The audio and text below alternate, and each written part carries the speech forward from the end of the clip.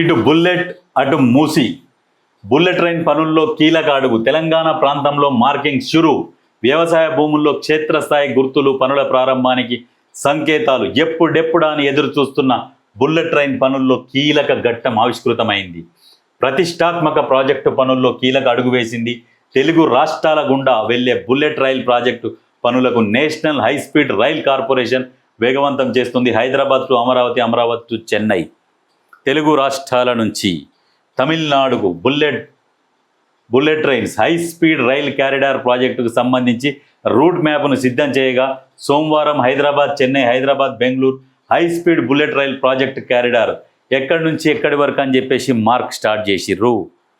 ఎప్పుడెప్పుడు అని ఎదురు చూస్తున్న బుల్లెట్ స్పీడ్ ట్రైన్లు మన తెలంగాణ, తెలుగు రాష్ట్రాలలోకి రాబోతున్నాయి.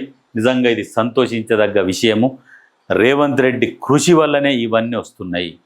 ఎప్పుడో రావాల్సి ఉండే, మిగతా రాష్ట్రాలలో వచ్చినాయి, కానీ మన రాష్ట్రాలలో ఎందుకు రాలే అంటే మన ముఖ్యమంత్రి బెబ్బే దద్దమ్మ ఉండే గత ముఖ్యమంత్రి ఫామ్ హౌస్లో వండుకొని ఇటువంటి వాటిని కేంద్రంని మెడలు వంచి తీసుకురాలేక సైలెంట్గా వండుకుంటే సైలెంట్గా ఉన్నాయి. ఇక్కడ బుల్లెట్, అక్కడ మూసి. రేపు హైదరాబాద్కు ఏడిబి ఏషియన్ డెవలప్మెంట్ బ్యాంక్ ఉంటుంది కదా, బ్యాంకు నుంచి వాళ్ళ అధికారులు వస్తున్నారు. అధికారులు వచ్చి సర్వే చేసి రుణం మంజూరు చేస్తారు ఏషియన్ డెవలప్మెంట్. అయితే రుణం మంజూరు ప్రక్రియలో ముందడుగు. మూసి పునరుజ్జీవం ప్రాజెక్టుకు ఫైనల్ దశలో ఏడిబి రుణం. ఏషియన్ డెవలప్మెంట్ బ్యాంకు రుణం అందించేందుకు ఫైనల్ దిశలో ఉన్నది. ఎప్పుడైతే ఇవ్వంగానే క్షేత్రస్థాయిలో పరిశీలనకు రానున్న ఏడిబి అధికారులు ప్రభుత్వ పరిశీలనలో మూసి డిపిఆర్, త్వరలోనే టెండర్లు.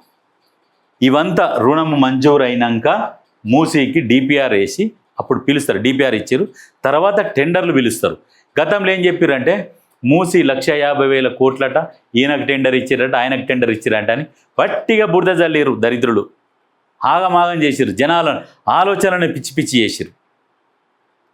అసలు ఇప్పుడు ఇంకా టెండర్లు ఇంకా పిలవాలి. ఇప్పుడు టెండర్లు పిలుస్తారు. పిలిచి 3 దశలుగా ఫస్ట్ ఒక దశ ప్రారంభిస్తారు.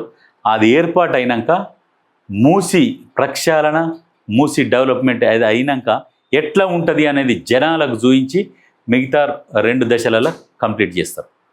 కానీ 100, 6 అయినా 6, 100 అయినా ఎవడు అడ్డం వచ్చినా తొక్కుకుంటా మూసి ప్రక్షాళన పూర్తి చేస్తామని ముఖ్యమంత్రి రేవంత్ రెడ్డి చెప్పిండు.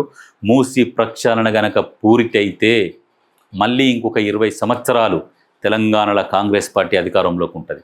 రాసి పెట్టుకోండి.